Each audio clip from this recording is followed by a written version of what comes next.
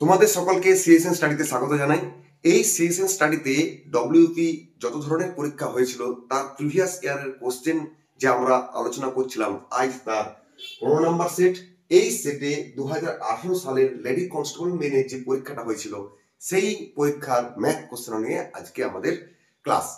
তো আশা করি আগের 14টা সেট তোমরা দেখেছো, ভালো লাগছে। যদি এখনো না দেখেছো তাহলে এই ভিডিওর শেষে গিয়ে প্লেলিস্ট দেওয়া থাকবে, সেখান থেকে দেখে নিতে পারো, বা তোমরা প্লেলিস্ট সার্চ করে দেখে নিতে পারো। তো মোট 29টা পরীক্ষার 15 নম্বর সেট চলছে। এই 29টা পরীক্ষা যখন তোমার প্রিপারেশন হয়ে যাবে, মানে যখন তুমি অঙ্ক কোশ্চেনগুলো দেখে নিবে, তাহলে বুঝতে পারবে যে কিরকম ধরনের অঙ্ক এসেছিল আর কিরকম ধরনের অঙ্ক আসতে চলেছে। নিজেই নিজের একটা সেট আপ তৈরি করে নিতে পারবে। ঠিক আছে, তো অঙ্কগুলো প্র্যাকটিস করতে থাকো। আশা করি এই 29টা সেট করার পর মনে হয়নি তোমার অঙ্ক আটকায় বলে, কারণ সব অঙ্কগুলোই দেখবে পরীক্ষার খাতায় গিয়ে কমন চলে আসছে। ঠিক আছে, চলো আজকের আমাদের প্রথম অঙ্ক। দুটি সংখ্যার সমষ্টি 144 এবং অন্তর 36 হলে সংখ্যা দুটি কি কি?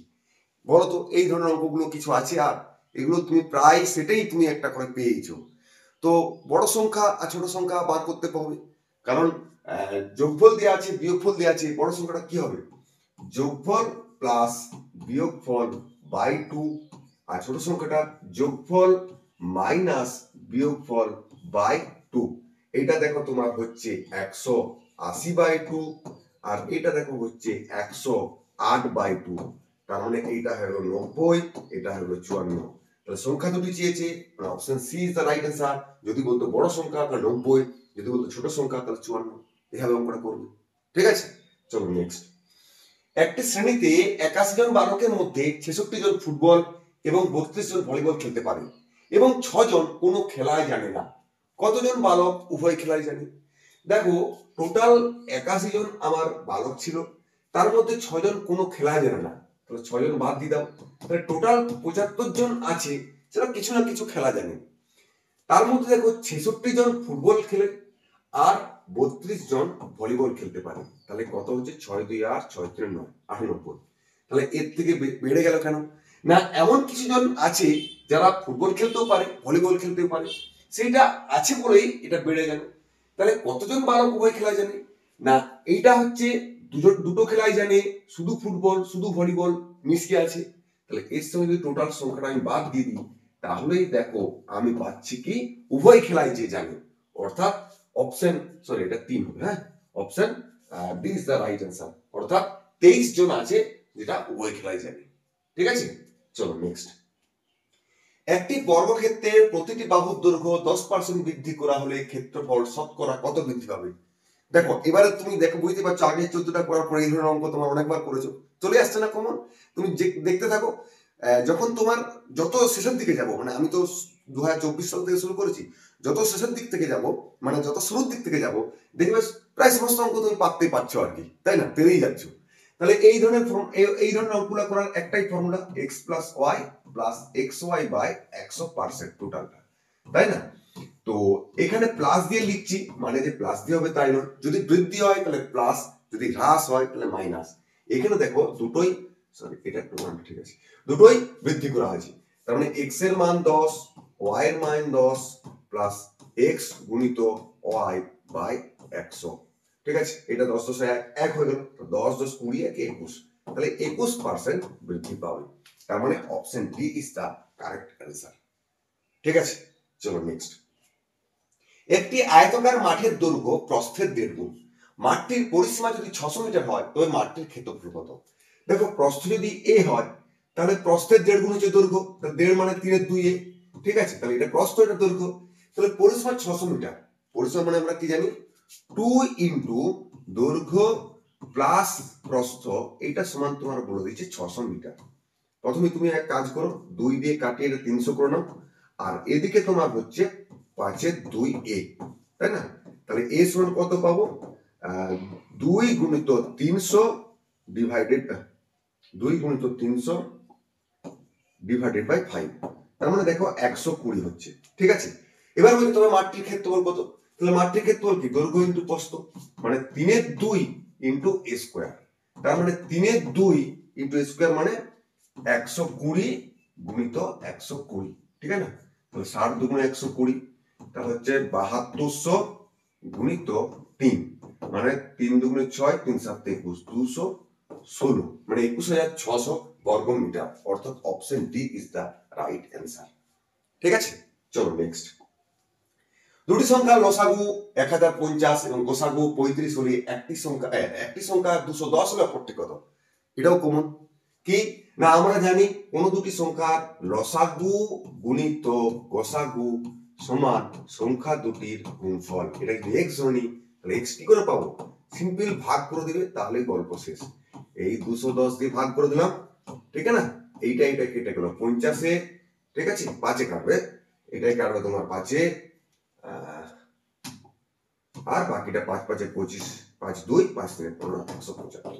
অর্থাৎ অপর সংখ্যাটি হবে 175, মানে option A is the right answer. Clear?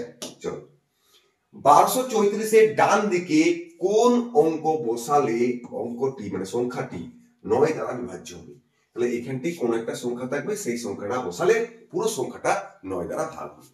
9 দ্বারা ভাগের রুল কি না, কোন সংখ্যার প্রত্যেকটা ডিজিটকে যোগ করে যে টোটালটা পাবো সেটা যদি 9 দিয়ে ভাগ করা যায়, তাহলে আমার সংখ্যাটা 9 দিয়ে ভাগ করা যাবে। এখানে দেখো, তাহলে এটা যদি যোগ করি 2 1 3 3 6 4 10, তাহলে এখানে কোন সংখ্যাটা যদি বসাই তাহলে সেটা 9 এর মাল্টিপল হচ্ছে। দেখো, তাহলে 10 5 15, 9 দিয়ে ভাগ করা আছে না, 10 8 18, এটা ভাগ করে যাবে, মানে 8 বসবে। 10 6 16 হচ্ছে না, 10 6 14 হচ্ছে না, তাহলে option B is the right answer. 9 দ্বারা ভাগের রুল এটা জানলে হয়ে যাবে। ঠিক আছে, মান নির্ণয় করো, এইটা তোমাদের একটা জানা অঙ্ক। এটা একটা সুন্দর ট্রিক্স আছে। এমনিতে জেনারেল মেথডে করলে, ভগ্নাংশ ভেঙে গুণ করলে খুব চাপের হয়ে যাবে। এটা শুধু দেখতে হয় এখানে এখানে সেম আছে কিনা। যদি সেম থাকে, যেহেতু দুটো 9 আছে, তাহলে এই দ্বিতীয় নাম্বার 9 থেকে 1 বিয়োগ করবে, আর এই দ্বিতীয় নাম্বার 9 1 যোগ করে দেবে। তাহলে আলটিমেট কি হচ্ছে দেখো, 9 এখানে 1 যোগ করে দাও, 8 9 9 8 থেকে 9, এইটা হয়ে গেল তোমার অ্যান্সার। ঠিক আছে, এই রুল একদম পড়ে আছে, তাহলে option A is the right answer. Clear? চলো নেক্সট। দুটি সংখ্যার যোগফল 1400, বড় সংখ্যাটি 20% হ্রাস করলে এবং ছোট সংখ্যাটি 20% বৃদ্ধি করলে সংখ্যা দুটি সমান হয়। তাহলে ছোট সংখ্যাটি কত? ধরো বড় সংখ্যা হচ্ছে a আর ছোট সংখ্যা b। তাহলে বড় সংখ্যাটি 20% হ্রাস করেছে, তার মানে আছে কত? 80%। ঠিক আছে, আর ছোট সংখ্যাটি 20% বৃদ্ধি করেছে, মানে হয়েছে কত? 120%। এই দুটোই তো সেম বলে দিয়েছি। ঠিক আছে, এবার তুমি একটু কাটাকাটি করো। ধরো এই পার্সেন্টেজ কাটিয়ে দাও, 0 0 কাটিয়ে দাও, 4 2 8, 4 3 12। ঠিক আছে, পুরো কাটিয়ে দিলাম। তাহলে a is to b তোমরা হয়ে গেল 3:2। এবার কি বলছে যে ছোট সংখ্যাটি কত? ছোট সংখ্যা আমি দেখতে পাচ্ছি কত? 2, b 2, ঠিক না? তাহলে টোটাল যোগফল 1400, মানে 3 দিয়ে 5 মানেই হয়ে গেল কি 1400। ঠিক আছে, 1 মানে কত? 5 গুণে 10, 5 8 40। তাহলে ছোট সংখ্যা কত? 2, এর সঙ্গে 2 গুণ করে দাও, 28 গুণে 56, মানে 560 হয়ে যাবে ছোট সংখ্যা। অর্থাৎ option D is the right answer. আর যদি বড় সংখ্যা বার করতে হতো তাহলে 3 দিয়ে গুণ করতাম। ঠিক আছে, চলো নেক্সট। এক ব্যক্তি 3 মাসে যা উপার্জন করেন 4 মাসে তা খরচ করেন, তার মাসিক আয় 1000 টাকা হলে বাৎসরিক সঞ্চয়ের পরিমাণ কত? দেখো, এইটা হচ্ছে আয়। 3 মাসে যা উপার্জন করেন, প্রতি মাসে দেখো 1000 টাকা মাসিক আয়, তাহলে 3 মাসে উপার্জন কত হবে? 3000 টাকা। ঠিক আছে, সেটাই আবার 4 মাসের ব্যয়। 4 মাসের ব্যয় মানে হচ্ছে তাহলে কত? 3000 টাকা। ওকে, 4 মাসের ব্যয় হয়ে গেল, এটা হয়ে গেল 4 মাসের ব্যয়। এখন পুরো বৎসরের সঞ্চয়ের পরিমাণ বার করতে বলেছে। তাহলে 3 মাসে যদি 3000 হয়, তাহলে 12 মাসে কত হবে? 4 দিয়ে গুণ করব, তাহলে 12000 টাকা। 4 মাসে যদি 3000 টাকা খরচা হয়, তাহলে 12 মাসে কত হবে? 3 দিয়ে আমাকে গুণ করতে হবে, অর্থাৎ 9000 টাকা। তাহলে এটা আয়, এটা ব্যয়। আয় থেকে ব্যয় বিয়োগ করলে হয়ে যাবে সঞ্চয়। তার মানে সঞ্চয়ের পরিমাণ হচ্ছে 3000 টাকা। তার মানে option D is the right answer. Clear? চলো নেক্সট। একজন চা ব্যবসায়ী 320 টাকা কেজি দরের দার্জিলিং চা এর সাথে 250 টাকা কেজি দরের আসাম চা কি অনুপাতে মিশিয়ে প্রতি কেজি 324 টাকা দরে বিক্রি করলে তার 20% লাভ হবে। হ্যাঁ, এটা অ্যালিগেশন দিয়েই করবো। কিন্তু দেখো, এগুলো কেনা দাম 320 আর 250 হলো কেনা দাম, কিন্তু 324টা বেচা দাম, বিক্রি করলে বলেছে। তা দুটো ইউনিটকে তো আলাদা আলাদা হয়ে গেল, তাহলে তো আমি অ্যালিগেশন লাগাতে পারবো না। তার মানে এই যে 324 টাকা দরে বিক্রি করে যে 20% লাভ হয়েছে, এখান থেকে তোমাকে কেনা দামটা বার করে নিতে হবে। অর্থাৎ এইটা হচ্ছে তোমার বিক্রয় মূল্য, 20% লাভে বিক্রয় মূল্য থেকে আমি কস্ট মানে ক্রয় মূল্যতে যাব, তার মানে নিচে 120 রাখবো, উপরে 100 রাখবো। ঠিক আছে, একটা শূন্য কাটিয়ে দিলাম, 12 1 12, 12 দুগুণে 24, 8 7 12 84। তাহলে দেখো 270 টাকা হলো কেনা মূল্য। ঠিক আছে, 27 10 270 টাকা কেনা মূল্য। ক্লিয়ার?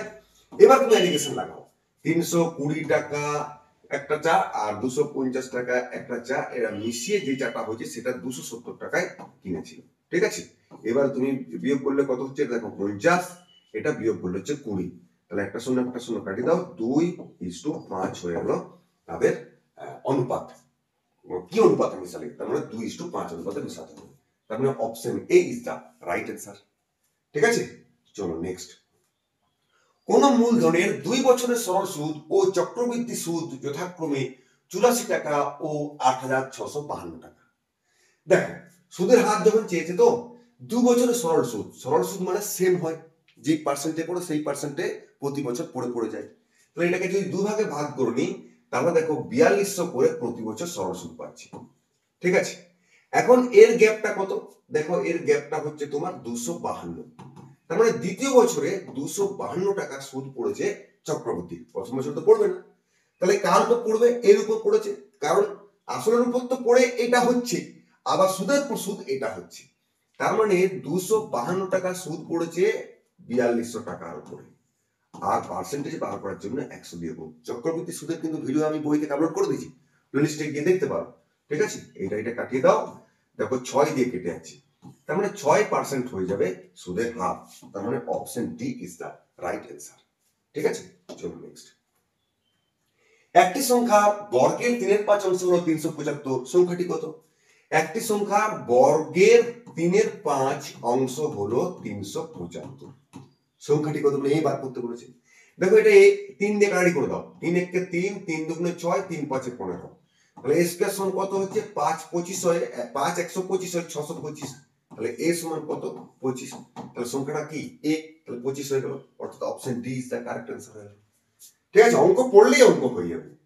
দুটি ট্রেন, একটি হাওড়া থেকে পাটনা অভিমুখে এবং পাটনা থেকে হাওড়া অভিমুখে একই সময়ে রওনা হয়েছে। এই আমরা দুটি ট্রেন, একটা হাওড়া থেকে পাটনার দিকে যাচ্ছিল, একটা পাটনা থেকে হাওড়া দিকে আসছিল। সাক্ষাৎকারের পর তারা যথাক্রমে 9 ঘন্টা, ধরলাম আমি এখানটা সাক্ষাৎ হয়েছে, তাহলে 9 ঘন্টা মানে হাওড়া থেকে যে ট্রেনটা পাটনার দিকে যাচ্ছিল সেটা বাকি পথটা 9 ঘন্টায় গেছে, আর পাটনা থেকে যেটা হাওড়া আসছিল সেটা 16 ঘন্টা পর গন্তব্যস্থলে পৌঁছেছে। গতিবেগের অনুপাত কত? দেখো এর টাইম লেগেছে 9 আর এর টাইম লেগেছে 16।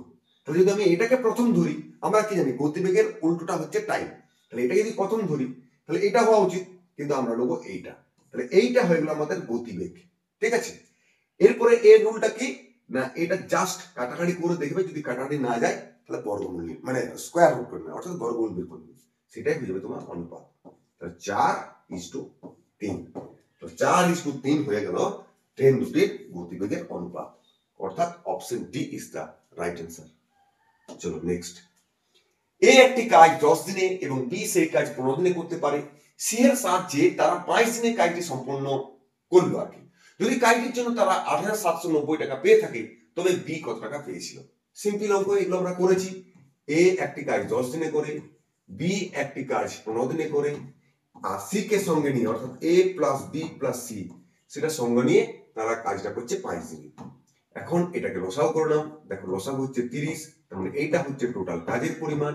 ঠিক আছে, এরপরে যদি 10 দিয়ে ভাগ করি 3 হয়, তার মানে এ একদিনে 3 ইউনিট কাজ করে, বি একদিনে 2 ইউনিট কাজ করে, আর তিনজন মিলে একদিনে 6 ইউনিট কাজ করে। আমার এখন সি লাগবে। সি কি করে পাবো না, এ প্লাস বি প্লাস সি থেকে এ বি বাদ, মানে এ প্লাস বি বাদ দিয়ে তাহলে সি পাবো। তার মানে 6 থেকে 3 2 5 সমান 5 বিয়োগ করলে সি পেয়ে গেলাম। বেশ, তাহলে টাকাটা কিভাবে ভাগ করবে? তাদের কাজের দক্ষতা অনুযায়ী। তাহলে এ বি সি এর কাজের দক্ষতার অনুপাত কি হচ্ছে? 3:2:1। কি চেয়েছি? বি কত টাকা পেয়েছিল? বি মানে এইটা, তাহলে 2 ভাগ টাকা পাবে কাদের কতর মধ্যে? 3 2 5 6 ভাগের মধ্যে। মোট কত টাকা? 8,790 টাকার মধ্যে।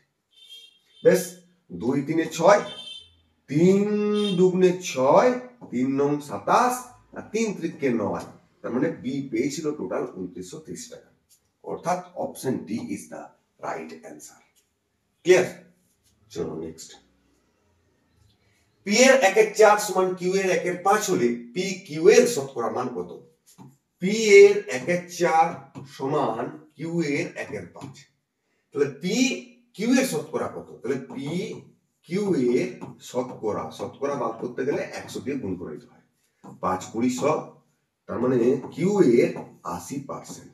ব্যাস, সিম্পল অঙ্ক, অর্থাৎ option D is the right answer. ঠিক আছে? চলো, 20 বছর পূর্বে পিতা ও পুত্রের বয়সের অনুপাত 4:1, 4 বছর পর তাদের বয়সের অনুপাত 2:1 হবে। পুত্রের বর্তমান বয়স কত? এইখানটাই বর্তমান ভাবো। ঠিক আছে? কত বছর পূর্বে? 20 বছর পূর্বে, 20 বছর পিছিয়ে যাও। পিতা আর পুত্রের বয়সের অনুপাত 4:1। 4 বছর পর, 4 বছর আগিয়ে যাও, তখন তাদের বয়সের অনুপাত 2:1। তাহলে বর্তমান বয়স চেয়েছে, মানে এইখানটায় যখন পুত্র আসবে তখন বর্তমান বয়স কত? এই ধরনের অঙ্কের রুলটা কি? এই বিয়োগটা দেখবে ঠিক আছে কিনা। দেখো, 1 গ্যাপ নেই, বাট 4 আর 2 এর গ্যাপ 2, তাহলে এই গ্যাপটাকে আমাকে সেম করতে হবে। সেটা সেম করার জন্য যদি সেম থাকে তাহলে খুব সুন্দর, যদি সেম না থাকে তাহলে কিভাবে সেম করতে হয়? তখন এই গ্যাপটা দেখতে হয়, এর গ্যাপ কত 1, এর গ্যাপ কত 3, এইটাকে সমান করতে হয়। তাহলে এটা যেহেতু 3, এটা যেহেতু 1, তাহলে এখানে 3 গুণ করলে গল্প শেষ আমার। তাহলে 3 গুণ করে দাও, তাহলে এর সঙ্গে 3 গুণ করি, তাহলে 6:3। দেখো এবারে গ্যাপ সেম হয়েছে 2 2। এই 2 গ্যাপটা মানে 20 আর 14, এখানে 20 পিছিয়ে এখানে 4 এগিয়ে, 20 + 4 মানে 24, তাই না? তাহলে এক গ্যাপ মানে কত? 12। হয় এখানে বসিয়ে দাও, না হয় এখানে বসিয়ে দাও। যদি এখানে বসাই তাহলে 20 বছর পূর্বে পিতার বয়স ছিল 48 আর পুত্রের বয়স ছিল 12, কিন্তু বর্তমান বয়স চেয়েছে, বর্তমান বয়স মানে এইখানে, তার মানে 20 যোগ করে দাও। কার চেয়েছে? পুত্রের, পুত্রেরটা বার করে দিচ্ছি। কিন্তু যদি পিতার চাইতো তাহলে পিতার সঙ্গে যোগ করতাম 20, 68 হতো। যদি পুত্রের চেয়েছে তাহলে পুত্রের হয়ে যাবে আমার 32 বছর বয়স। ব্যাস, ঠিক আছে? চলো নেক্সট। এক গ্লাস শরবতে সিরাপ ও জলের অনুপাত 5:3। ওকে, সিরাপ ও জলের অনুপাত 5:3। ওই শরবতে কত অংশ তুলে নিয়ে পরিবর্তে সমপরিমাণ জল ঢাললে নতুন শরবতে অর্ধেক সিরাপ ও অর্ধেক জল থাকে? দেখো, অর্ধেক সিরাপ অর্ধেক জল মানে সেম টু সেম, সেটা আমি ধরে নিলাম 1:1। কি মিশেছে? সমপরিমাণ জল ঢাললে। দেখো, এইটা সিরাপ, এটা জল, তা জল যদি ঢালি, ঠিক আছে, সমপরিমাণ জল ঢাললে নতুন শরবতে সিরাপ ও অর্ধেক জল থাকে। যদি জল ঢালি তাহলে জল চেঞ্জ হবে, সিরাপ তো আর চেঞ্জ হবে না। তার মানে সিরাপ এখানে 5 ছিল, আমাকে এখানে 5 রাখতে হবে, তার মানে 5 দিয়ে গুণ করলাম। তাহলে দেখো 5:5 হলো। দেখো, শুধু জল ঢেলেছিলাম বলেই জলের পরিমাণটা চেঞ্জ হয়েছে, সিরাপ একই থাকবে। ক্লিয়ার? তাহলে কত পরিমাণ জল ঢেলেছি? 2 ইউনিট। আমাকে কি বলেছে? কত অংশ তুলে নিয়েছি, যে অংশ তুলে নিয়েছি সেই পরিমাণ তো জল ঢেলেছি। তার মানে আমি দেখতে পাচ্ছি 2 জল ঢেলেছি, তার মানে কি 2 তুলেছি। তাহলে আমার এখন ঢালার পরিমাণটা বার করে, তার মানে যে তোলার পরিমাণ হয়ে গেল। 2 ঢেলেছি নতুন সিরাপে, নতুন সিরাপ মানে এইটাতে, নতুন শরবতে কত পরিমাণে আছে? 10, 10-এর 2 ঢেলেছি, মানে 1/5 অংশ ঢেলেছি। তার মানে 1/5 অংশ তুলেছি, কারণ যেটাই তুলেছি সেটাই তো ঢেলেছি। তার মানে কত অংশ তুলে নিয়ে পরিবর্তে সমপরিমাণ জল ঢেলেছিল? 1/5 অংশ, অর্থাৎ option D is the right answer. Clear? চলো নেক্সট। একটি সংখ্যার সঙ্গে তার 1/4 অংশ যোগ করলে 30 হয়। সংখ্যাটি কত? একটি সংখ্যার সঙ্গে তার 1/4 অংশ যোগ করলে হয়ে গেল 30। কিচ্ছু নেই, তাহলে 4×5 সমান 30, 5×6 30, a সমান 24। কিংবা তুমি এখান থেকে ইয়ে করে দিতে পারো, কি বলে, অপশন টেস্ট দিয়ে করে দিতে পারো। ঠিক আছে? এর 1/4 করো 6, 24 6 30 হয়ে যাচ্ছে, এটাই অপশন। এর 1/4 করো 3, 12 3 15, 30 দিয়ে তো হচ্ছে না, অনির্ণয় তো এখন নিচ্ছি না। 16, এর 1/4 করো 4, তাহলে 16 + 4 20, 30 হচ্ছে না। এভাবেও তুমি করতে পারবে। ঠিক আছে? চলো নেক্সট। কয়লার মূল্য 25% বাড়লে কয়লার জন্য ব্যয় বৃদ্ধি না করে গৃহস্থকে কয়লার ব্যবহার কত শতাংশ কমাতে হবে? আগে যদি কয়লার দাম 100 হয় তাহলে সেটা বেড়ে কি হয়েছে 125, তাহলে কমাতে হবে কত? এবার মূল্য ব্যবহারের পরিবর্তন মানে বেতন কত হবে? তাহলে এখন যদি খরচ 125 হয় তাকে কমাতে হবে কত? 25। কতর মধ্যে কমাতে হয়েছে? এখন যা রেট 125, তাহলে 25/100 গুণিত 100, ব্যাস 5 × 125, 5 × 100, মানে 20% কমাতে হবে, তাই না? অর্থাৎ এইটা হচ্ছে প্রাথমিক মূল্য, বেড়ে গিয়ে এটা হয়েছে। ব্যবহার এখন যদি 125 হয়, কমিয়ে 100 করতে হবে। দেখো মূল্য গুণিত ব্যবহার, তবে তো আমার মোট মূল্য হয়েছে। দেখো 1250 ওই জন্য সবসময় কি করবে, মূল্যকে উল্টে দিলে তাহলে ব্যবহারের পরিমাণটা হয়ে যাবে। তাহলে আমি একবারে করলাম, ওই জন্য 100 যেটা ছিল বেড়ে গিয়ে 125 হয়েছে, তার মানে এটা বর্তমান হয়ে গেল। তাহলে বর্তমানে 125 খরচা করলে আগের যে 100 দিতে গেলে আমাকে 25 কমাতে হবে, বর্তমানের উপর 25 কমাতে হবে 100। এভাবে অঙ্ক, এটা তোমরা জানো কি। কিছু টাকা 7 বছরের সুদে আসলে 7100 টাকা এবং 4 বছরে 6200 টাকা হলে টাকার পরিমাণ কত? দেখো 7 বছরে 7100 টাকা আর 4 বছরে 6200 টাকা, তাহলে 3 বছরে তুমি সুদটা পেয়ে যাবে। সুদটা কত হচ্ছে দেখো 900 টাকা, এটা 3 বছরের সুদ।